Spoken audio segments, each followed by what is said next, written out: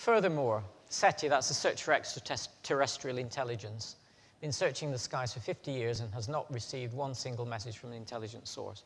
Interestingly enough, SETI, they aim these things at the stars, and they're looking for intelligent signals, which is transmissions which contain information.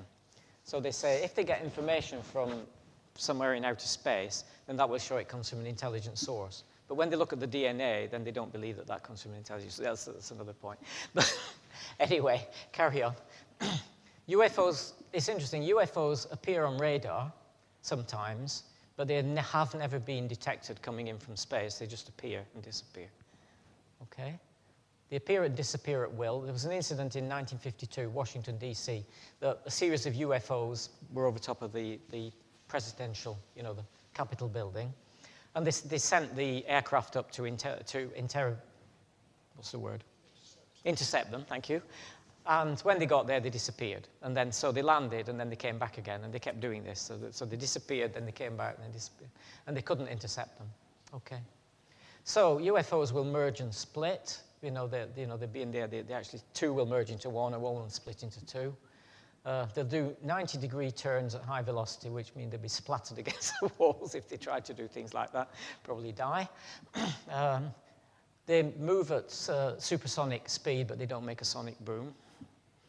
Okay? And as we all know, you cannot change the laws of physics, Captain. Okay?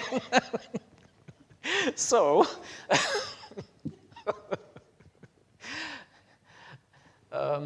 yes. So they can't be physical entities, in other words, really. So, because of these reasons, which are well known, many UFO researchers have come to the following conclusions, okay?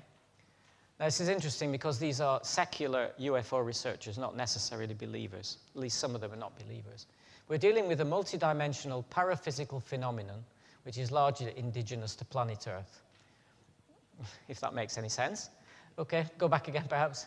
In other words, it's a trans-dimensional thing which is able to appear and disappear. It seems weightless. They do strange things, merge and split, do funny turns, all kinds of things. So they're not physical entities. Okay, Canadian UFO. Now, John Ankerberg is a Christian, but he also said the UFO phenomenon simply does not behave like extraterrestrial visitors. It actually molds itself in order to fit a given culture, which is what I mentioned. In the Middle Ages, they saw flying shields and a flying ship or a flying canoe. Then in the 19th century, they saw flying airships, and now they see all kinds of different shapes. It seems like it changes as human culture changes. Okay? Arthur C. Clarke, famous science fiction writer, not a Christian, he says, one theory that can no longer be taken very seriously is that UFOs are interstellar spaceships. So they don't think they're aliens, basically, even the secular researchers. Okay. Another researcher, he's a famous guy. He was referenced in the film as well, Close Encounters. UFO behavior is more akin to magic than to physics as we know it. The modern UFO-nauts and the demons of past ages are probably identical. Okay. The medical examinations to which abductees are said to be subjected is reminiscent of the medieval tales of encounters with demons. Okay, again, Jacques Vallée, he's done an awful lot of research into UFOs. So there are similarities between the occult and UFO phenomena. Okay. Entities appear and disappear, walk through walls. Abductees experience fear, paralysis, and memory loss. Okay. Beings communicate by channeling, in other words, like through a spirit medium. Okay. The entities are deceptive and adapt to local culture. Okay. Recent adaptation. In the middle of the 20th century, they tended to say that they came from Mars or Venus, but now we know that there's no life on Mars and Venus. They said they come from Zeta Reticuli or Orion or the Pleiades or Andromeda, come from much further away, which cannot be checked. Okay. And since Spielberg's film, the aliens have adapted perhaps to look like the beings there. A lot of talk about the grey aliens. There are different types of aliens that people encounter, and they seem to fall into certain patterns. And it can't all be dismissed as just being fantasy. Okay. Earlier adaptation. In the Middle Ages, people were abducted by elves or fairies, in ancient times by the gods. It's interesting. Now, someone in the Middle Ages said, appeared some being appeared and said, I'm an elf, follow me, then maybe they would have done so. If something appeared in the 20th century and said, I'm an elf, follow me, then people would laugh at it, wouldn't they? I mean, they wouldn't take that seriously. But if you said, I'm a visitor from the planet Zog, then maybe people would believe it now in the 20th century. But it's the same being, it's just wearing a different mask. Okay.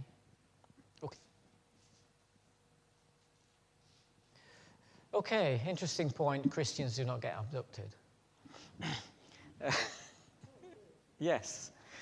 And if those in the middle of an abduction call on the name of Jesus, the beings are quite scared and they tend to go away, or the abductions stop. Interesting point. Okay. What messages did they give? They often pass on messages, and they often make the people they contact feel very important. And they say things like, they are our creators, they're highly evolved spiritual beings, and they make predictions about the time of great chaos coming on the earth, and they're going to help us to evolve to the next level, and so on. Okay. They're interested in Jesus, and they say all kinds of things about Jesus, that he's a high-ranking alien, they use technology to simulate miracles, he's not the Son of God and didn't die for man's sins. Of course, that's very important. Okay. Walter Martin, he was actually a cult researcher. He just says, any movement is cultic or occultic if it tampers with the person, nature, or work of Jesus Christ. So if we look, very important to look what they say about Jesus. Jesus is very important. And John Ankerberg, who's a Christian researcher too, said, how credible is it to think that literally thousands of extraterrestrials would fly millions or billions of light years simply to teach New Age philosophy, deny Christianity, and support the occult? Because that's what they do, basically. So, okay, so it's basically an occult phenomenon. The Bible gives warning about deception in the last days. Do not believe every spirit. Every spirit that does not acknowledge Jesus is not from God. This is the spirit of Antichrist. Okay. And it says, even if we are an angel from heaven or a being from another planet, should preach a gospel other than the one we preach to you, let him be eternally condemned. Okay. And Satan himself masquerades as an angel of light. So if he masquerades as something else, it's not really surprising. All right?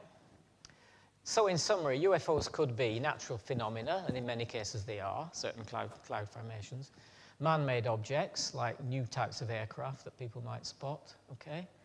Alien spacecraft, or transdimensional beings, okay?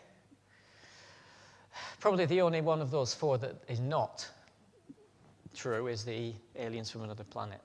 Okay. In summary, UFOs could be possibly identical to the demons and fallen angels of the Bible. Okay. If so, together with secularism, materialism, and evolution, New Age universalism, they could be part of Satan's plan to deceive the whole world in the last days. Okay.